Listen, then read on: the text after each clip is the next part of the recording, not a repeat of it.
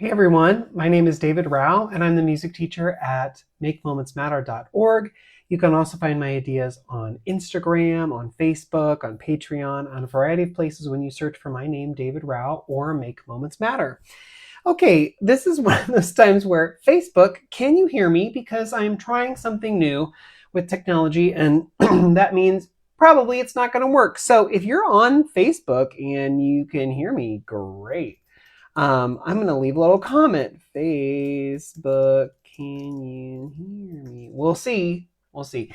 Anyway, my name's David Rao, and I'm here to talk a little bit about some lesson ideas I want to share about a new resource that I made, but also how I use it, because when I first started using resources like this, I had no idea how to use them, and I wanted to share how I'm using them in my classroom even this week. And so I'm going to share about like a Poison Rhythm game, only K-pop Demon Hunters themed. So we'll get to that in just a second. If you hear about any resources, books, things in this video that you're interested in, you want to learn more, you can always find more of those things on my links page, which is on my blog, makemomentsmatter.org, under the video tab, or just wherever you're watching or listening to this, click on the caption, and you should be able to go straight there. Also, if you have questions, comments, please send me an email. My email is makemomentsmatter@gmail.com, or just leave a comment wherever you're watching and listening, and hopefully I'll be able to respond to that if and when I see the comment. But email, you will always get me. Sometimes people will send me a message through Pinterest, which I don't always check regularly, so send me an email. Okay, well, I wanted to share just a couple quick books that I found just this week that I'm excited about. I'm not going to even get into them really, but I'm just going to share that I found them because I'm always looking for more books that represent different cultures that I can use to pull in to help my students see music in different places in different ways. And these are two books that are brand new to me. I just got them from the library today. I have not used them in lessons yet, but I want to once I've really read through and let them sit and settle. But I figured hey, they're kind of new to me. I'll share about them tonight. So one of them is called Adela's Mariachi Band. This is written by, oh gosh, the author's covered up, Denise Vega. And it's about a little girl who wants to be in her family's mariachi band and has a lot of troubles that she can't figure out how to do it. She tries to play the trumpet, doesn't work. She tries to play the vihuela. It's not working very well. She wants to dance, not working. And then in the end, she watches all the things. She wants to be a part of it. She gets an idea that she can do the gritos, like the screams, the calls at the end, and the shouts. So she gets to add that in. Super cute little book. Have not yet figured out exactly how I want to bring it in or how exactly I want to use it, but I like it so far. Okay, and another one, because I was looking for mariachi resources, is this one, Mamachi and Me. It's written by Jolene Gutierrez and Dakota Gutierrez and illustrated by Mirel Ortega. And let me just show you a couple pages of this. Again, haven't used it yet, but it's brand new and to me, and I really wanted to figure out how to add it in my classroom. I figured I'd share it with y'all. So it talks about her mom, who's in a mariachi group.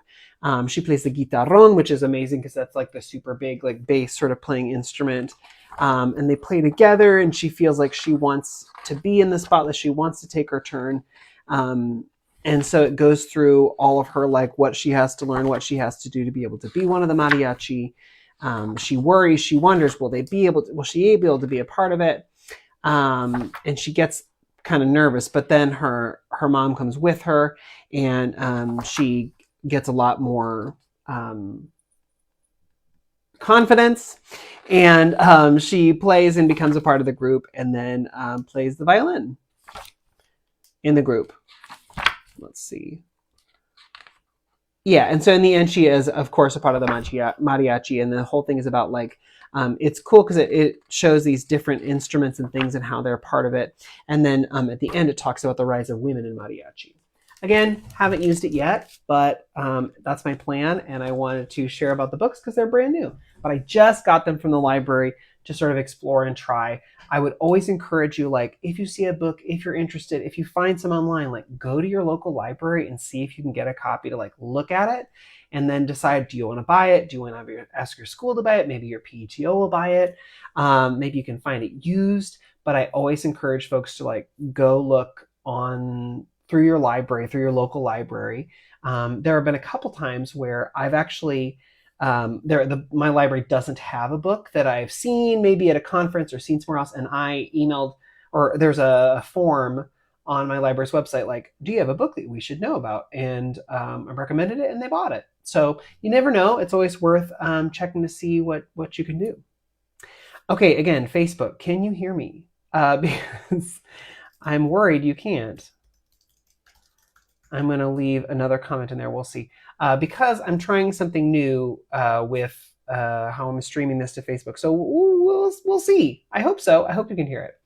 Okay, so I want to share today about a new resource that I'm using, something that I just came out with, and how I use it in my classroom.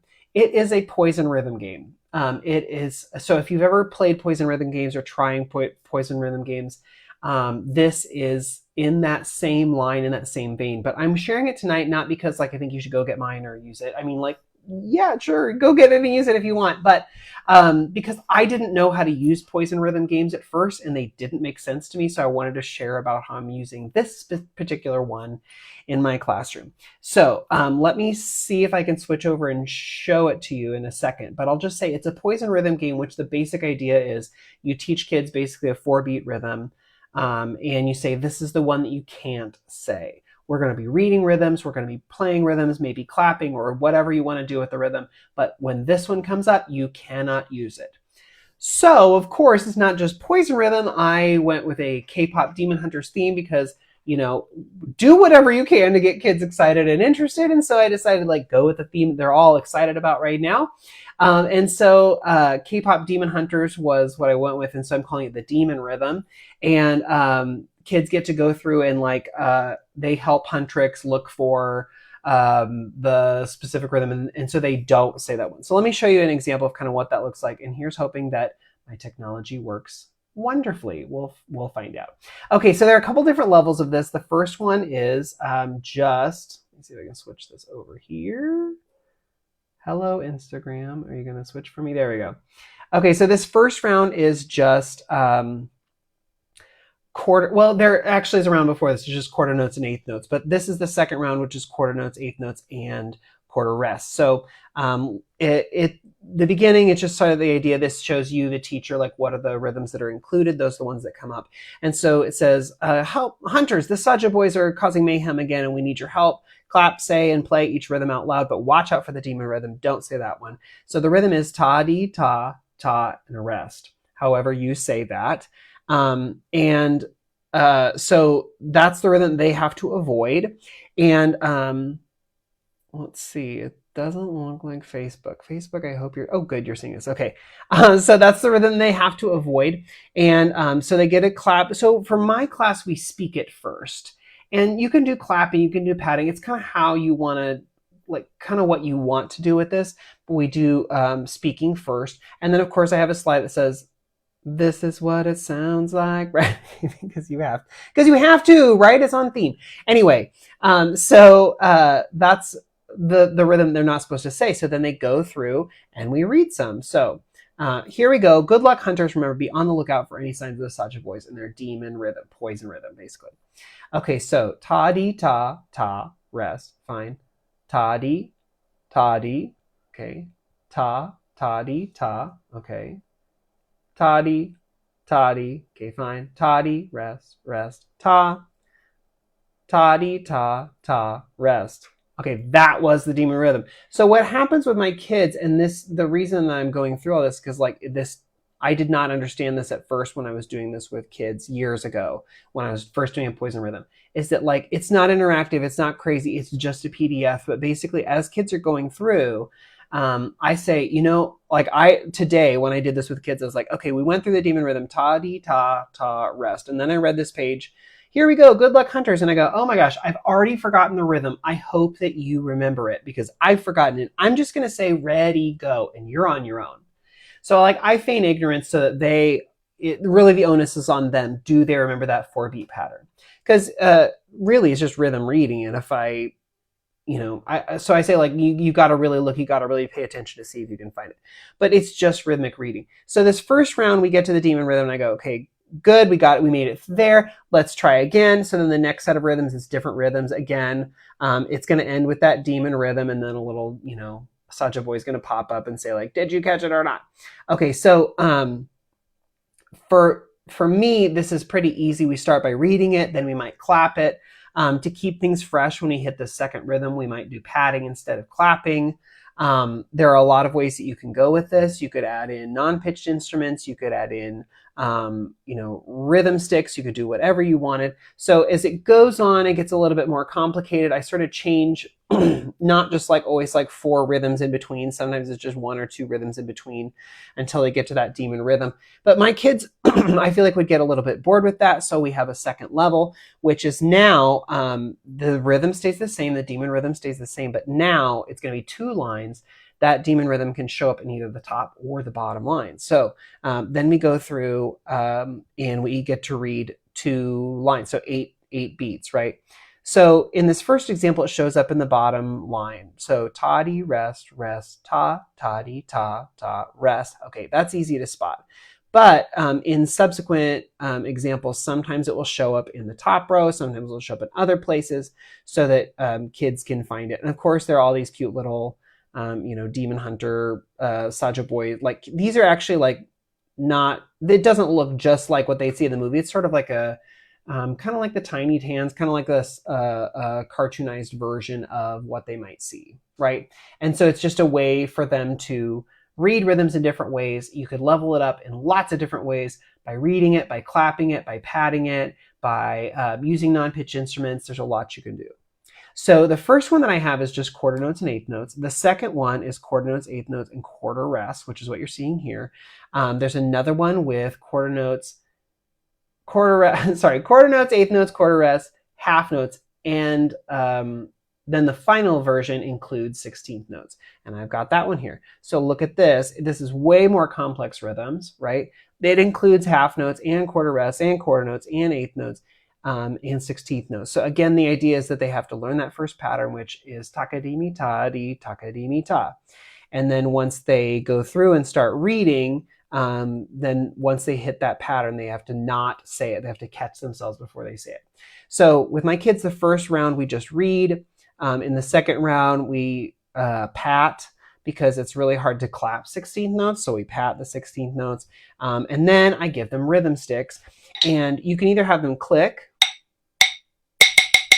or I like to give them rhythm sticks and then tap on the floor, tap on something else, so that they get more opportunities to play it with that more tricky pattern, with more interesting pattern. So again, this one goes to 2 levels, where if you get down to farther levels, they're having to click and pat more. And I find that, like, I always worry with something like this that like my kids will get bored, and I don't think that they do, because I level it up and change it. So first we just read the rhythm, then we do padding, then we do clapping. Sometimes we'll add snapping if we want to. We add in rhythm sticks. You could do other instruments. There's a lot of things you could do. You could have them work in teams. You could put something like this in a center. Even if you're like, I'm not going to do it for the poison rhythm part, you're just going to use the stylized things as like a way to do rhythm reading, you could do that too. But for my kids, they seem to really enjoy it. And I did it today with 3rd graders, just as like a warm up for class. We did the half note version and they were like all about it. So I always was dubious about poison rhythm things before I tried them. And then I tried them and kids were like all about it, because it was a challenge. It wasn't anything interactive, or they didn't have to hear a sound, they didn't have to do anything like that. It was just, can you remember this pattern for multiple times? And there's always the kids who can immediately and the kids who can't immediately, and it's always fun. But it's never like, oh, I mean, you could also do elimination. Oh, you did the rhythm, you're out, you can't keep going. I don't do that because I want kids to keep practicing. So I don't do an elimination version, but I know you could do something like that if you want. But it's an easy thing to take one way and level it another way, level it another way, level it another way. And this is just one theme that you can use right now that kids are going to be excited about. But the Poison Rhythm games like this, you could do with just flashcards on your own if you wanted. This is just an easy stylized click through, sort of like a PowerPoint version, but you could do it just with cards if you wanted. There are a lot of ways to do games like this. It's quick, it's gamified, and so the kids think it's like, it's fun, it's exciting. Like, it's review, but like, yes, it is. It's fun, it's exciting.